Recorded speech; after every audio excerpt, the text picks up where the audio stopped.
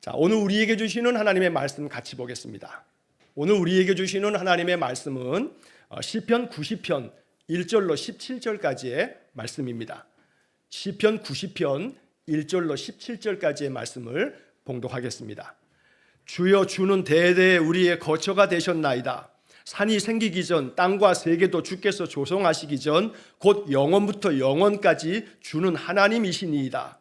주께서 사람을 티끌로 돌아가게 하시고 말씀하시기를 너희 인생들은 돌아가라 하셨사오니 주의 목전에는 천년이 지나간 어제 같으며 밤의 한순간 같을 뿐임이니이다. 주께서 그들을 홍수처럼 쓸어 가시나이다. 그들은 잠깐 자는 것 같으며 아침에 돋는 풀 같으니이다. 풀은 아침에 꽃이 피어 자라다가 저녁에는 시들어 마르나이다. 우리는 주의 노예에 소멸되며 주의 분내심에 놀라나이다. 주께서 우리의 죄악을 주의 앞에 놓으시며 우리의 은밀한 죄를 주의 얼굴빛 가운데 두셨사오니 우리의 모든 날이 주의 분노 중에 지나가며 우리의 평생이 순식간에 다하였나이다. 우리의 연수가 70이요 강건하며 80이라도 그 연수의 자랑은 수고와 슬픔뿐이요 신속히 가니 우리가 날아가나이다. 누가 주의 노여움의 능력을 알며 누가 주의 진노의 두려움을 알리까?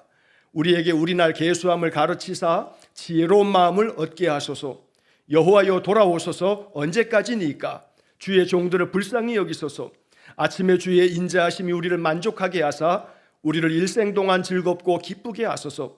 우리를 괴롭게 하신 날수대로와 우리가 화를 당한 연수대로 우리를 기쁘게 하소서. 주께서 행하신 일을 주의 종들에게 나타내시며 주의 영광을 그들의 자손에게 나타내소서. 주 우리 하나님의 은총을 우리에게 내리게 하사 우리의 손이 행한 일을 우리에게 견고하게 하소서.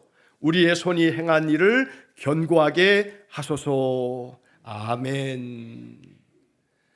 자, 우리 앞에 뒤에 옆에 있는 분들하고 한번 인사 한번 나누겠습니다. 축복합니다 하고 인사하겠습니다.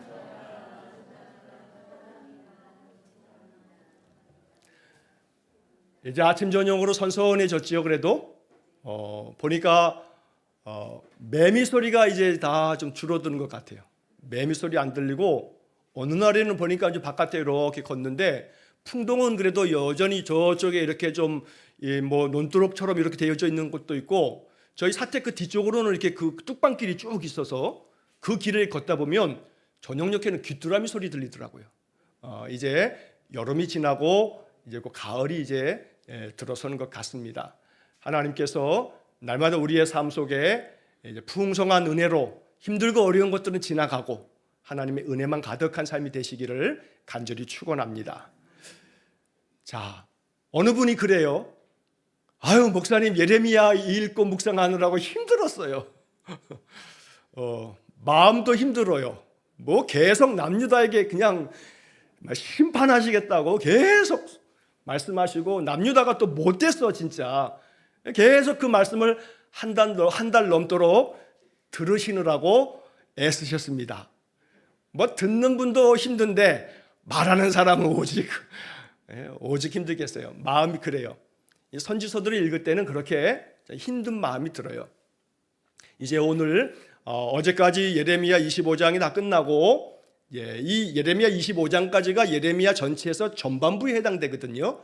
그래서 어제도 말씀드렸지만 이제 26장 이후의 이야기들은 나중에 또 이제 매일 성경에 이제 또 편성이 될 것입니다.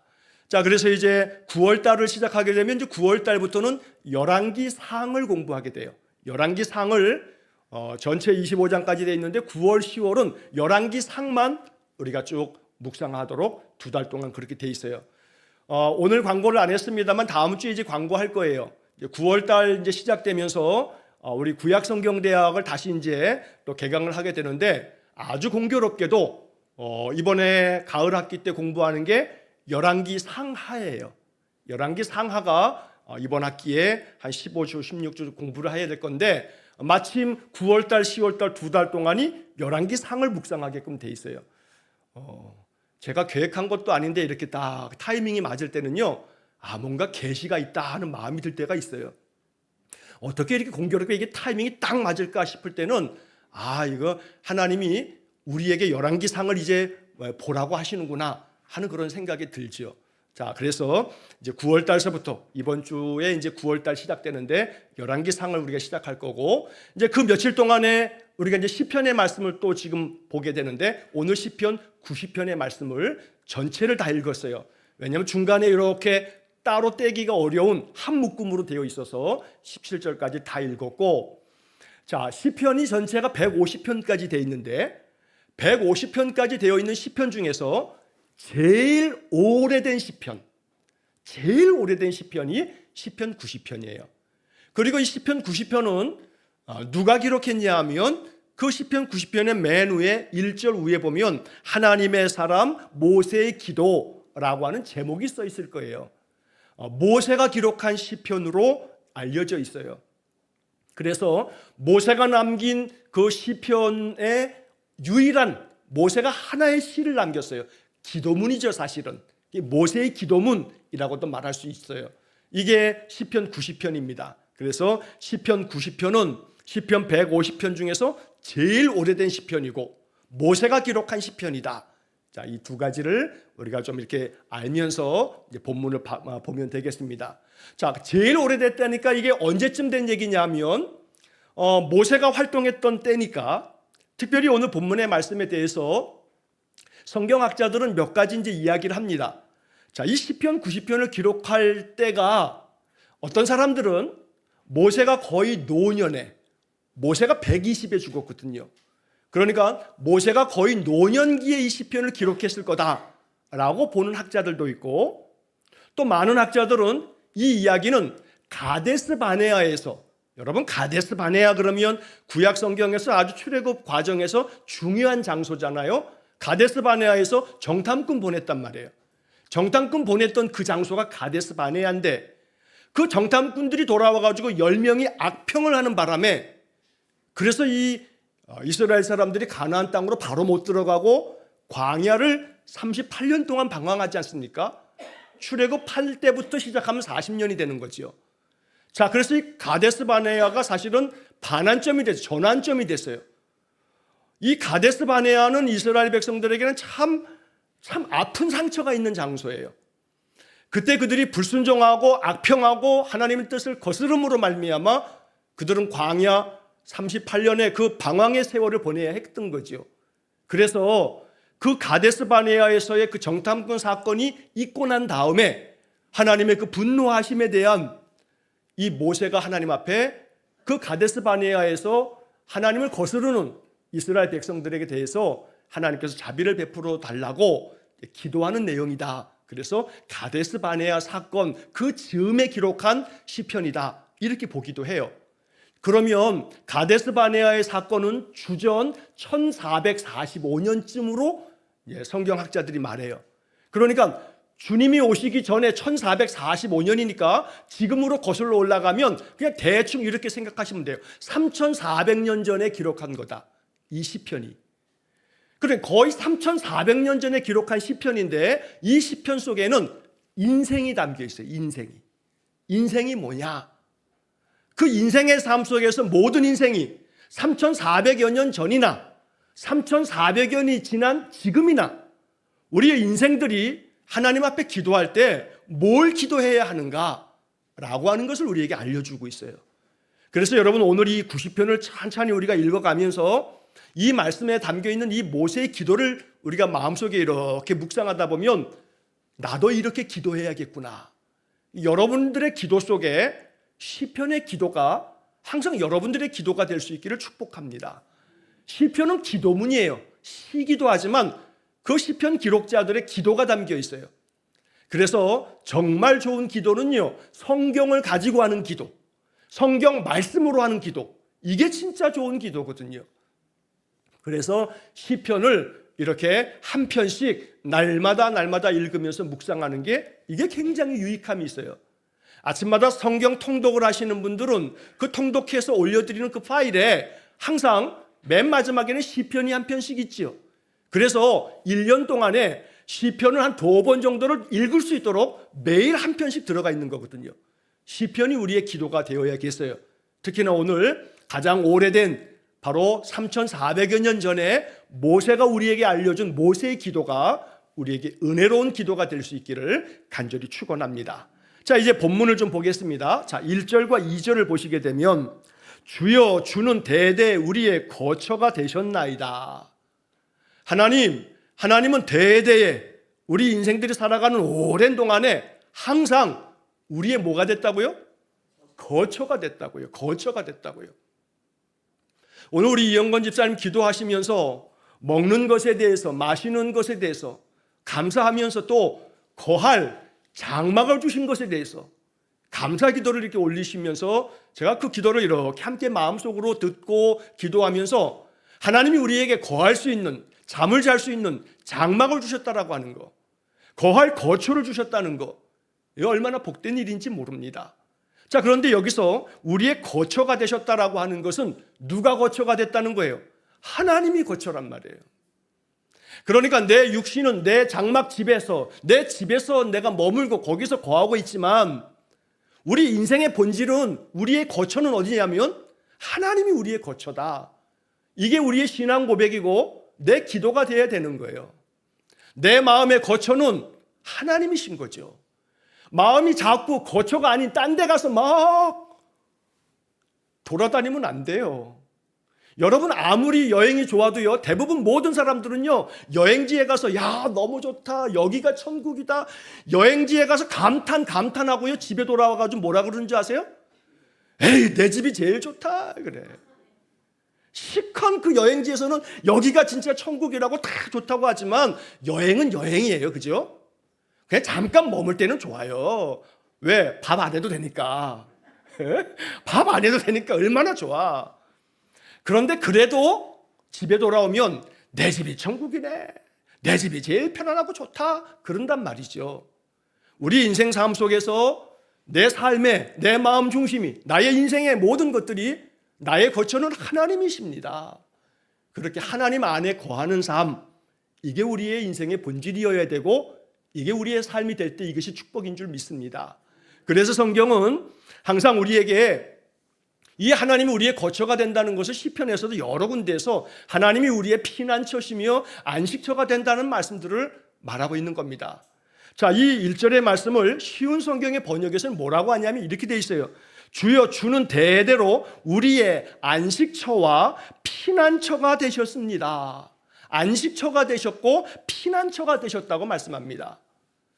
항상 하나님이 우리의 안식처여 피난처 되시기를 축복합니다.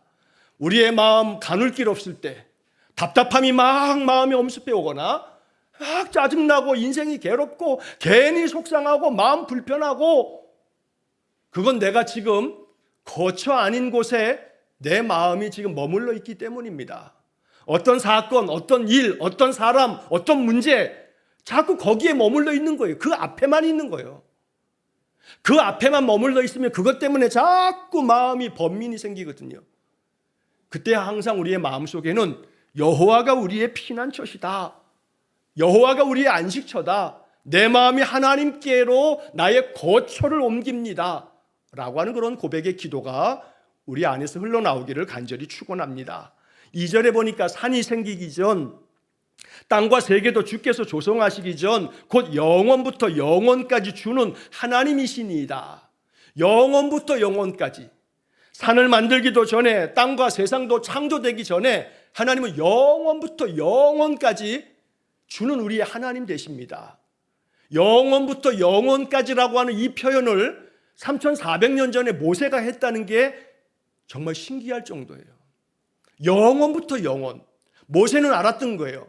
하나님은 우리가 가지고 있는 이 시간이라고 하는 것, 시간이라고 하는 그런 어떤 개념과 어떤 그런 생각이 3400년 전에 모세에게 있었는지는 모르겠지만, 사실 가끔 보면 고대 사람들이 현대인보다 훨씬 더 똑똑하지 않았을까 하는 생각도 해보거든요. 피라미드를 만든 거라든가 고대 유적지들을 보게 되면 어떻게 그 옛날, 그 몇천 년 전에 이러한 건축물들을 만들었을까? 그러니까 오죽하면 사람들이 그러잖아요. 이건 외계인이 와서 만들었을 거야. 그런 우스갯말도 할 만큼 말이에요. 그만큼 영원부터 영원까지라고 하는 이러한 표현을 써가면서 모세는, 하나님은 안 계신 때가 없는 거예요. 내 인생의 삶에 영원토록 내 모든 삶 속에 개입하셔서 나의 거처가 되어 주신단 말이죠. 그러니까 지금 하나님은 내 곁에 안 계신가 봐. 하나님은 나를 항상 외면하시는 것 같아. 다 아니고 하나님은 영원부터 영원까지 언제나 어디서나 나의 거처가 되세요. 그러니까 딴 집 가면 안 돼요. 자꾸 하나님 거처 안에 머물러 있어야 돼요. 딴 데 머물려고 하면 안 돼요. 하나님 거처 안에 머물 때에 우리의 마음에 평강이 있을 줄로 믿습니다. 옆 사람한테 한번 이렇게 축복합시다. 하나님이 거처입니다 하고 한번 얘기해 주세요. 하나님이 거처입니다. 예. 마음 답답하고 힘들 때에는 여러분들의 영혼이 지금 잠깐 외출했다라고 생각하셔야 돼요. 내 마음이 뭔가 때문에 자꾸 속상하고 막 괴로움이 쌓여지게 되게 되면 내 영혼의 지금 거처가 어딘가, 내 지금 어디 안에 들어와 있는가 생각해 보시면서 하나님이 내 삶의 거처가 되어 주십시오 하면서 하나님 안에 머무시기를 간절히 축원합니다. 자, 이어지는 3절 말씀서부터 저 10절까지의 말씀에서는 이게 한 묶음의 문단이 될 텐데 이게 뭐냐면 인간이라고 하는 것에 대한 이 모세의 통찰이에요. 인간이 뭐냐? 도대체 인생이라고 하는 게 뭐냐? 라고 하는 질문에 대한 모세의 대답처럼 느껴져요. 자, 3절을 보니까 뭐라 하냐면 주께서 사람을 티끌로 돌아가게 하시고 말씀하시기를 너희 인생들은 돌아가라 하셨사오니. 너희 인생들은 어떻게 하라고요? 돌아가라, 돌아가라. 하나님께서 사람을 티끌로 돌아가게 하셨다는 거예요. 여러분, 사람이 세상을 떠나면 우리는 표현할 때 암흑의 분이 어떻게 하셨다 그래요? 돌아가셨다 그래요. 돌아가셨다. 참 이 언어라고 하는 것은요, 참 기가 막혀요. 이 언어를 말이라고 하는 걸 누가 만들었을까요? 우리 쓰는 이 한국말을 누가 이렇게 시작했을까요? 뭐 우리가 성경적으로는 바벨탑에서 그냥 바벨탑 이후에 언어가 다 나뉘어졌다고 하는데 성경적으로는 그런데 참 신기하죠. 이 말이라는 게 말이에요. 어느 때 누군가가 사람이 죽는 걸 보고 돌아가셨다고 이렇게 표현한 거 아니겠어요? 언제부터 그렇게 그 말을 했는지 모르겠지만 그 사람들의 마음속에 돌아갔다. 여러분, 우리 말에 돌아간다는 것은요, 저 삥 돌아가세요. 돌아간다라고 하는 것은 회귀를 얘기하는 거예요.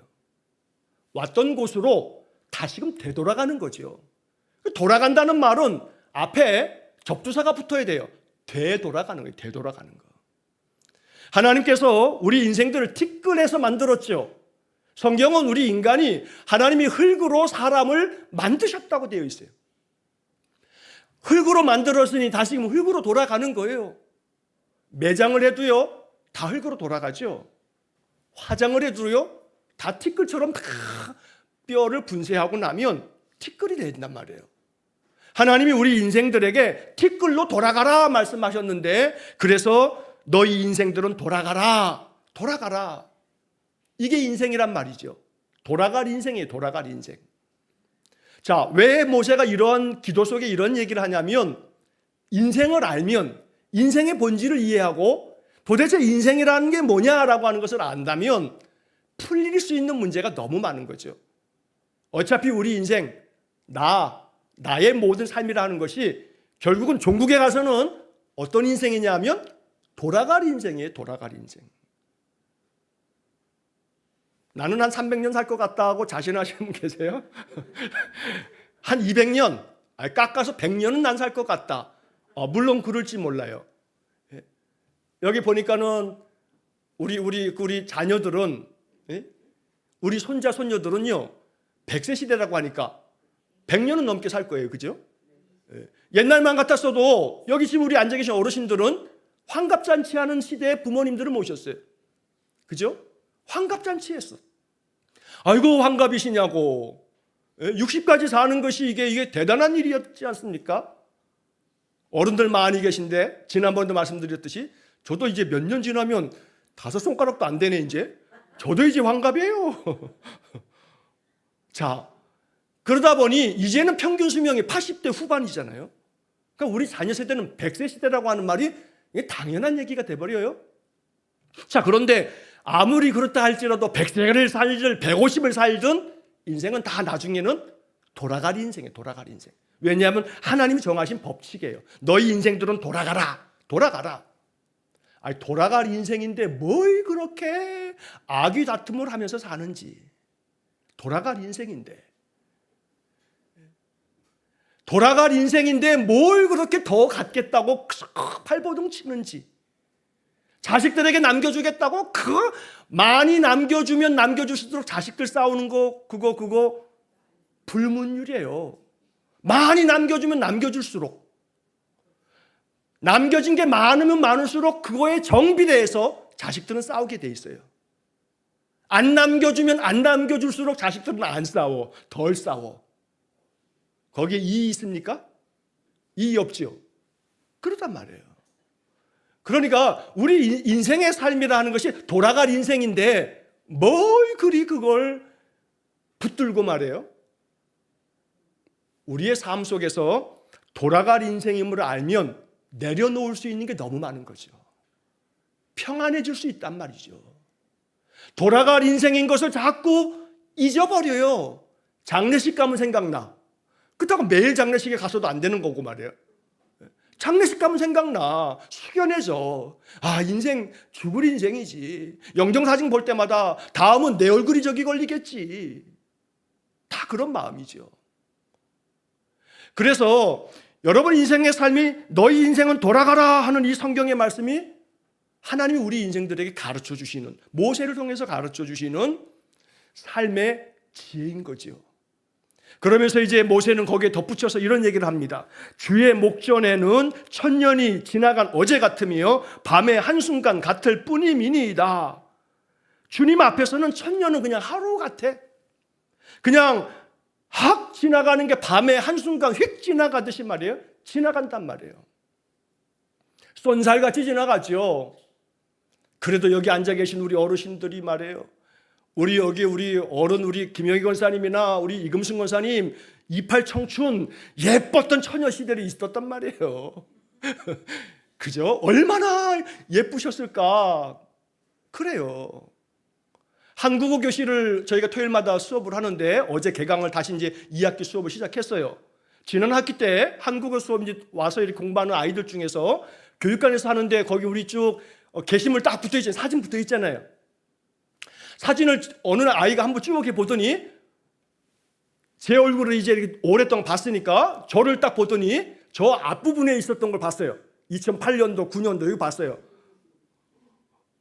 이게 선생님이냐고. 이게 선생님이냐고. 진짜 섭섭하네. 맞아요. 그런데 훅 지나가요. 제가 여기 개척할 당시만 하더라도 41, 2이었어요. 자, 그런데 이제 50대 후반에 이제 중년이 됐어요. 몇 년 전에 제가 오늘 아침에도 사무실에서 뭔 얘기하다 그런 얘기를 했는데 몇 년 전에 우리 청년들이 제주도에 우리 성경학교를 인도해 주러 한번 간 적이 있죠. 제주도에서 성경학교를 인도하는데 그 제주도의 그 교회 아이들이 막 이제 쉬는 시간에 뛰어놀다가 6살인가 7살짜리 학교 안 간 그 꼬마 여자아이가 막 놀다가 막 도망치다가 저한테 막 달려오더니 할아버지 하면서 나한테 달려드는 거예요.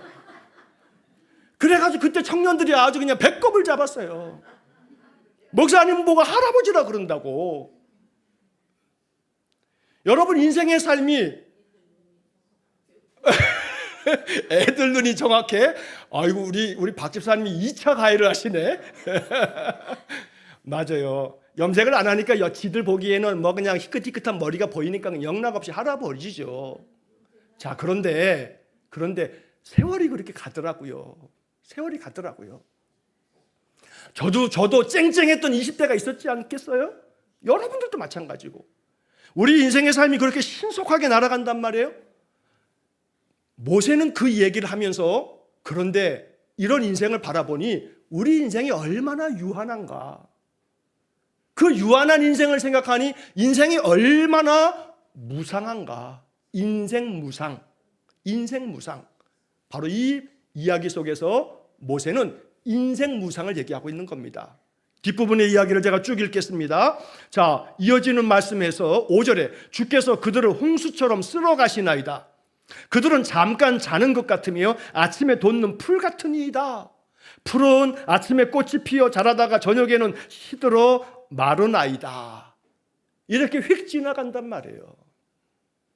우리 여기 노 권사님들, 우리 집사님들, 그 20대 때, 그 10대 때 아주 꽃같이 아주 빛나고 짱짱했던 그런 때가 있었어요.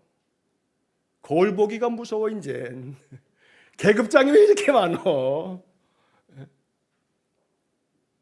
이번에 휴가 때 아내가 이렇게 쉴 수 있는 날이 며칠 없어서 화수목을 이렇게 해서 속초를 가면서, 사실은 어머니 모시고 한번 이렇게 여행을 제대로 하는 시간들이 안 되고 또 어려움이 있어서 그러다가 이제 어머니하고 동생하고 이렇게 해서 저희들 식구 6식구가 다 이렇게 속초를 갔다 왔어요. 그래서 2박 3일을 이렇게 보내고 오면서 이제 어머니도 그러세요.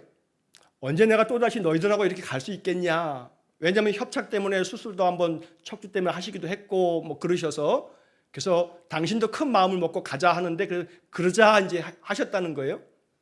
근데 이제 사진을 이제 가서 이제 뭐 여행이니까 뭐 여기저기 이제 속초에 가서 이것저것 사진을 찍는데, 어머니 한번 이렇게 독사진 한번 찍어요. 근데 안 찍을란다 그러시면서 그래. 사진을 찍으면 이제 사진이 예쁘지 않아 그러신단 말이에요. 사진 찍는 것도 이제는 에이 반갑지 않아 그러신단 말이에요. 그게 우리 인생의 삶이죠. 그냥 그렇게 쑥 지나가요. 옛날에 20대 아주 짱짱했던 피부가 이제는 쪼글쪼글해져요. 근데 그것이 나만 그런 거예요? 예외가 없어요. 저도 여기 개척할 때는요, 아주 그래도요, 청춘이었어요. 근데 이제는 이렇게 보면요, 뒤에 그냥 여기가 허옇게 시작해지고요. 그래지죠. 그렇게 지나가더라. 그냥 지나가더라. 이렇게 지나가는 세월에 대해서 아침에 돋는 풀과 같고 그저 시드는 꽃과 같다. 자, 그러니 우리 인생이 얼마나 유한하고 우리 인생의 삶이 무상한가. 자, 그런 가운데 이제 그 다음에 7절 이하의 말씀에서 이제 모세가 얘기하려고 하는 의도가 여기서부터 나오는 거예요. 자, 이렇게 유한하고 이렇게 신속히 지나가는 인생의 덧없는 무상한 삶을 살아가면서, 자, 7절에 우리는 주의 노에 소멸되며 주의 분내심에 놀라나이다. 8절 주께서 우리의 죄악을 주의 앞에 놓으시며 우리의 은밀한 죄를 주의 얼굴빛 가운데에 두셨사오니. 돌아갈 인생이고 그저 한순간에 지나갈 인생인데 깨닫지 못하고 여전히 하나님 앞에서 은밀한 죄 가운데 죄된 삶을 살아가는 것. 탐욕에 사로잡혀서 마음에 또한 하나님께서 기뻐하시지 않는 마음을 계속 고집하고 붙잡고 살면서 그렇게 살아가는 인생. 그래서 결국은 그 인생의 삶 신속히 지나가 버릴 건데도 그 인생의 삶 속에서 계속해서 창조주 하나님의 속을 뒤집어 놓고 그러니까 하나님이 그 짧은 인생 사는 인생들이 자꾸 하나님을 뒤집어 놓으니까 모세가 하는 말이, 이렇게 신속히 짧게 지나가는 인생을 살면서도 우리가 계속해서 주님의 분노하심에 소멸될 수밖에 없는 인생을 살고 있으니 우리는 주님의 그 진노하심 때문에 소멸될 것이고 주님의 분내심에 분노하심 때문에 우리가 정말로 깜짝 놀랄 것이라고 모세가 얘기하는 거예요. 이러한 7절 8절의 배경 때문에 이 본문의 이야기가 가데스 바네아의 사건 이후에 나온 시편일 거다라고 추정하는 거예요. 하나님은 분노케 만들거든요. 하나님의 그 진노를 만들어낸다 이 말이죠. 그래서 이 시편 90편의 말씀 속에 모세는 이 유한한 인생이 무상한 인생을 살면서 창조주 하나님의 인생의 본질을 깨닫지 못하고 자꾸 헛된 것만 추구하다가 마음의 번민 가지고 살아가는 인생, 또 마음속에 하나님께서 기뻐하시지 않는 그 죄악됨과 은밀한 죄악들을 가지고 살아가는 인생에 대해서 모세는 하나님께 자비를 구하는 거예요. 하나님 우리를 불쌍히 여겨달라고 이제 뒷부분에서 그런 기도가 나오는 거죠. 자, 그래서 이제 9절 말씀에 보면 우리의 모든 날이 주의 분노 중에 지나가며 우리의 평생이 순식간에 다하였나이다. 순식간에 지나갈 인생. 그 인생을 살아가면서도 여전히 하나님께서 기뻐하지 않는 그런 삶을 살아가고 있으니 우리 인생이 너무나 이렇게 연약하고 죄악됩니다 라고 고백하는 거죠. 그리고 난 다음에 이제 10절에서 모세는 한 번 더 인생 무상을 이렇게 말하고 있어요. 우리의 연수가 70이요 강건하며 80이라도 그 연수의 자랑은 수고와 슬픔뿐이요 신속히 가니 우리가 날아가나이다. 모세 시대만 하더라도 70, 80 모세 시대뿐이겠습니까? 우리 시대가 지금도 사실 그러죠. 70, 80 우리 인생의 삶이라는 것이 건강하게 그래도 나름대로 내 뜻대로 움직이며 활동할 수 있는 그 건강 수명이라는 것이 70대, 80대까지 가기가 어려운 시대 아닙니까? 눈 깜짝할 사이에 내가 벌써 60이요, 70이요, 80이라고 고백할 거란 말이죠.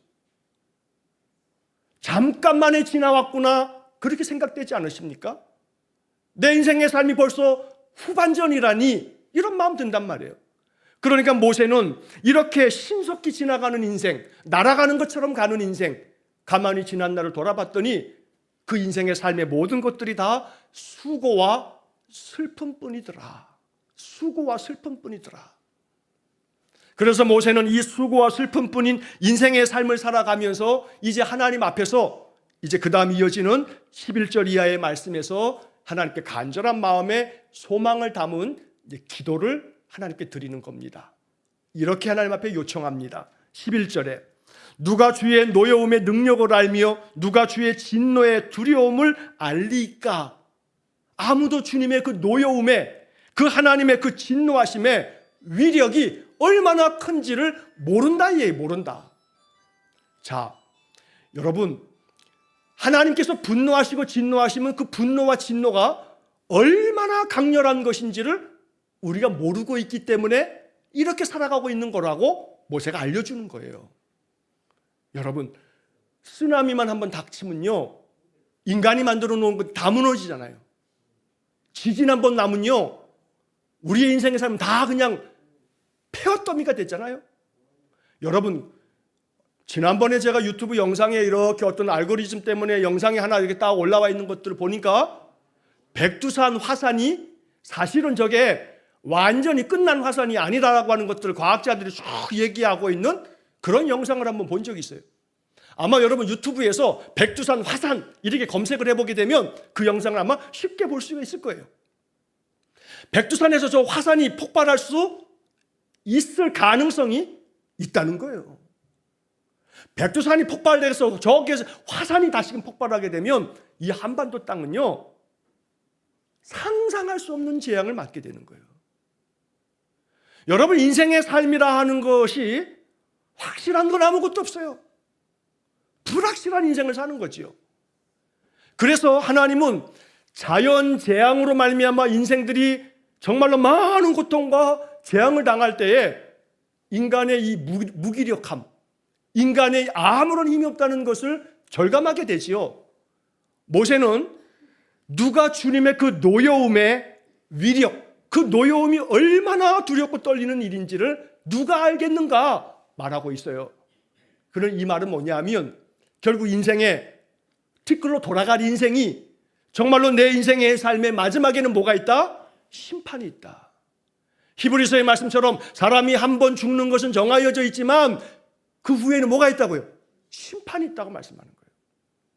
그래서 돌아갈 인생이기 때문에 그 하나님의 그 노여움과 그 분내심을 이해한다면 인생을 어찌 살아가야 되나?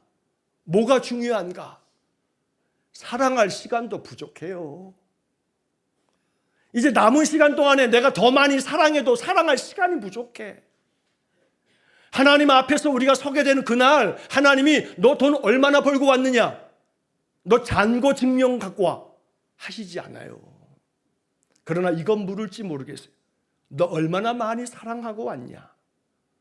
서로 사랑하라는 그 세 계명을 너는 얼만큼 지켰냐? 여러분 아무개처럼 또 뭐 잔고 위조 증명서가 띄어가지고 하나님 앞에 보이겠어요?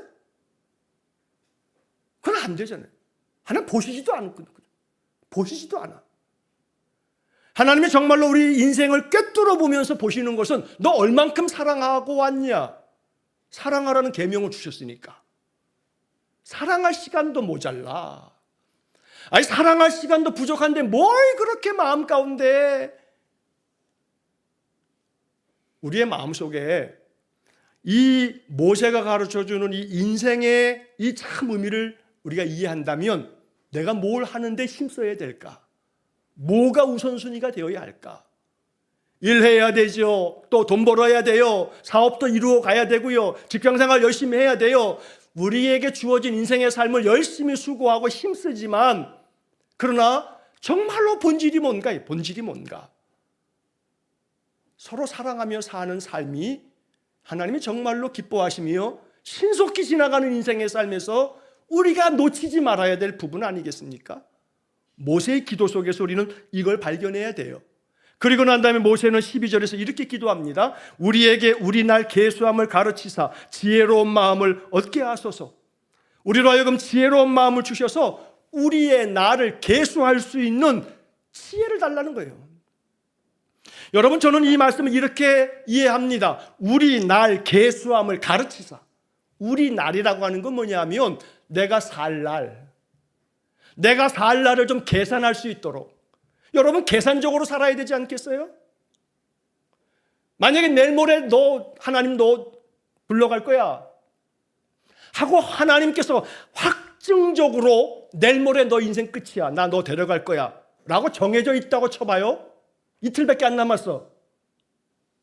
뭐 하며 살 거예요? 에이, 이틀밖에 안 남았네 하면서 여러분 이틀 동안에 뭘 하겠는가 생각해 본다면 결국 우리의 날 계수함을 가르치사 내가 살 날을 계산할 수 있는, 계수할 수 있는 것을 가르쳐 주셔서 나로 하여금 지혜롭게 살게 해주십시오. 이렇게 기도하고 있거든요. 그러니까 만약에 우리가 인생 살아가는 동안에 내 인생의 삶의 마지막이 언제인지, 내가 어느 날 하나님이 내 생명을 부르시는지 내가 만약에 안다면 아마 나는 나의 남은 시간의 삶을 더 많이 생각하면서 이 남은 시간을 어떻게 살까 아마 생각할 겁니다. 모세는 그렇게 기도하는 거예요. 하나님, 우리에게 우리가 살아갈 수 있는 나머지 날들을 계산할 수 있도록 가르쳐 주셔서 그래서 그 남은 날들을 지혜로운 마음으로 살게 해주십시오 라고 기도하는 거죠. 이런 지혜가 있기를 간절히 축복합니다. 이런 지혜로운 마음을 기도하시기 바랍니다. 이런 지혜로운 마음으로 우리의 시간을, 우리의 삶의 나날을 보내셔야 되겠습니다. 이제 13절에 여호와여 돌아오소서, 언제까지니까 주의 종들을 불쌍히 여기소서. 하나님께 돌아오래. 모세가 하나님께서 돌아와 달래. 여호와여 돌아오소서. 사실은 예레미야서에서 우리가 계속 봤습니다만 예레미야서의 주제는 여호와께로 돌아가자. 돌아가야 할 것은 우리지 하나님이 돌아오는 게 아닌데, 모세가 이렇게 표현한 까닭은 가데스 바네아에서 그 패역한 이 이스라엘 백성들을 바라보면서 하나님이 얼굴을 획 돌이키실까 봐 하나님 얼굴을 항상 우리에게 돌려서 우리를 바라봐 주십시오 기도하는 겁니다. 하나님 돌아와 주십시오라는 이 기도문 속에는 하나님 우리를 외면하지 마시고 항상 우리를 바라봐 주십시오. 그러면서 모세는 이제 우리를 불쌍히 여겨달라고 말하면서 14절에 아침에 주의 인자하심이 우리를 만족하게 하사 우리를 일생 동안 즐겁고 기쁘게 하소서. 여러분, 이 14절을 아침마다 한번 읽어보면서 아침 기도로 삼아 보시면 좋을 거예요. 제가 아침마다 카톡에다가 아침 기도를 늘 올려드려요. 마음 가운데 제가 아침 기도에 대한 사명이 있어요. 그래서 올해 아침 기도를 제가 카톡으로 늘 올리면서 이 아침 기도를 매일같이 빠뜨리지 않게 해달라고 또 기도해요. 그래서 휴가 가서도 제가 저녁에 또 아침에 저녁 늦게 컴퓨터 가져가가지고요 아침 기도 다 써가지고 그 다음날 제가 새벽에 보내요. 아침에. 왜냐하면 아침에 마음의 그 자리가 하나님께 거처를 두도록 아침 기도 그 한 문장 한 문장을 마음속에 가지고 기도하면서 이 말씀처럼 모세가 말한 것처럼 아침에 주의 인자하심이 우리를 만족하게 하사. 하나님 아침마다 하루를 살아가야 되는데 내 마음을 만족한 마음으로 하루를 살게 해달라고, 감사한 마음으로 하루를 살게 해달라고. 우리의 인생의 삶 속에 정말로 그래서 모세는 뭐라고 얘기해요? 일생 동안 즐겁고 기쁘게 하소서. 할렐루야. 여러분 이렇게 살아야 되지 않겠습니까? 일생 동안 즐겁고 기쁘게 살아야 돼요. 어떻게 하죠? 일생이 많이 지나가 버렸는데 그래도 남겨진 일생을 살아야지요. 즐겁고 기쁘게 살아야 돼요. 옆 사람에게 한번 진심 어린 마음으로 축복합시다. 남은 인생 즐겁고 기쁘게 삽시다. 그래요. 남은 인생 즐겁고 기쁘게 사시자고요. 뭐 기쁠 일이 있어야지, 즐거울 일이 있어야지, 저놈의 화상을 내가 맨날 보고 있어야 되는데, 예? 맨날 보고 있어야 되는데. 근데 말씀드렸듯이 돌아갈 인생인데 확 지나가 버릴 건데 사랑할 시간도 모자란데, 그러니까 우리의 마음속에 즐겁고 기쁘게, 즐겁고 기쁘게, 그래도 내가 네 얼굴 보니 즐겁고 기쁘다 하고 자꾸 마음 먹는 거예요. 예, 속은 막 그게 아니어도 자꾸 그러는 거예요. 그러는 거예요. 그래서 나의 뇌로 하여금 착각을 일으키게 만들어야 돼. 그럼 얘가 착각을 하고 진짜인 줄 안다고. 네 얼굴을 보니 기쁘고 즐겁다 하고 원수를 봐도 그렇게 자꾸 내가 마음속으로 고백하는 거예요. 읊조리는 거예요. 그럼 내 뇌가 그렇게 인식을 해. 그러면 내 안에서 엔돌핀도 나오고 좋은 호르몬들이 나오게 돼 있어요. 하나님 그렇게 우리를 만드셨어요. 아침에 우리를 만족하게 하사 우리 일생 동안에 즐겁고 기쁘게 하소서. 그리고 딱 덧붙이는 말이 우리를 괴롭게 하신 날수대로와 우리가 화를 당한 연수대로 우리를 기쁘게 하소서. 이건 참 모세가요 똑똑해요. 뭐라 하냐면 하나님 우리를 괴롭게 하셨지요. 우리를 참 아프게 하셨어요. 그 연수만큼은 기쁘게 해주십시오. 이렇게 기도하고 있어요. 인생에 괴로운 일이 많았어요. 지금까지 살면서. 그런데 하나님 나로 하여금 괴롭게 하신 그 날수만큼은 나를 좀 기쁘게 만들어 주세요. 이 말은 뭐래요? 괴로운 날이 더 많았다는 거죠. 내가 괴로운 날이 많았고 나에게 내가 화를 당한 연수가 많았으니 그만큼 나를 기쁘게 해달라 기도하면서 이제 16절에 주께서 행하신 일을 주의 종들에게 나타내시며 주의 영광을 그들의 자손에게 나타내소서. 하나님 놀라운 은총의 표적을 나타내달라고 말씀하고 있어요. 나타내달라고. 내가 우둔하고 내가 깨닫지 못하니 나타내 주셔야 알겠습니다. 나타내달라고 기도하는 거예요. 은총의 표적을 좀 보여달라고 기도하는 거죠. 왜? 내가 자꾸 미련하여 깨닫지 못하니까. 하나님 살아 역사하심을 나로 하여금 증거를 보여달라고, 나에게 간증이 좀 있게 해달라고. 모세의 이 기도가 우리의 기도가 되기를 축복합니다. 그리고 마지막 17절, 마지막 이 17절의 기도는 마음에 새기셔야 돼요. 모세가 그래서 두 번이나 같은 말을 반복해요. 주 우리 하나님의 은총을 우리에게 내리게 하사, 은총을 좀 부어주셔서 우리의 손이 행한 일을 우리에게 견고하게 하소서. 우리의 손이 행한 일을 견고하게 하소서. 두 번이나 반복해요, 이 말을. 우리가 하는 이 손으로 하는 모든 일들이 견고하게 해달라는 거예요. 쉬운 성경의 말씀에서는 우리가 하는 일이 잘 되게 하소서 이렇게 돼요. 우리가 하는 일이 잘 되게 하소서. 여러분 여기 견고하게라고 하는 말이 나오는데 이 견고하게라는 말을 히브리어 성경의 히브리어 단어를 보면 쿤이라고 하는 히브리어 단어가 있어요. 견고하게라고 번역됐는데 이 쿤이라고 하는 말은 사전에 보면 어떤 뜻들이 있냐면 세우다, 세우는 거예요. 그리고 지속하다라는 뜻이 있어요. 지속하다. 우리가 하는 모든 일들이 견고하게 해주십시오. 잘 세워주십시오. 이 하는 일들이 지속되게 해주십시오 라고 기도한 거죠. 이 기도가 우리의 기도가 되기를 축복합니다. 시편 이 90편의 말씀 한 구절 한 구절을 오늘 이렇게 말씀을 풀이한 대로 마음속에 깊이 음미하시면서 이 모세의 기도를 나의 기도로 삼아서 이 기도를 통해서 내 삶 속에 내가 살아가는 모든 인생의 삶에 신속히 지나갈 인생이지만, 그렇기 때문에 그 남은 인생 하나님 즐겁고 기쁘게 하시고 내 손으로 하는 모든 일들이 잘 되게 하셔서 이것들을 세워주시고 이 하는 일들이 지속되게 해주십시오. 우리의 삶 속에 이런 기도에 대해서 하나님 응답해 주시기를 주의 이름으로 간절히 축원합니다. 기도하겠습니다. 하나님, 모세의 기도를 통해서 믿음으로 우리가 무엇을 간구해야 할지 배웁니다. 인생이 무엇인지를 또 깨닫습니다. 이 말씀이 우리에게 생명의 양식되어 이 말씀으로 인하여 영원히 살고 이 말씀으로 인하여 우리의 삶이 더욱더 진실되며 참으로 우리의 모든 인생의 삶 속에 모세의 기도와 같이 우리도 기도하오니 하나님 이 기도를 우리의 기도로 받으사 우리에게 응답하여 주옵소서. 예수님 이름으로 기도하옵나이다. 아멘.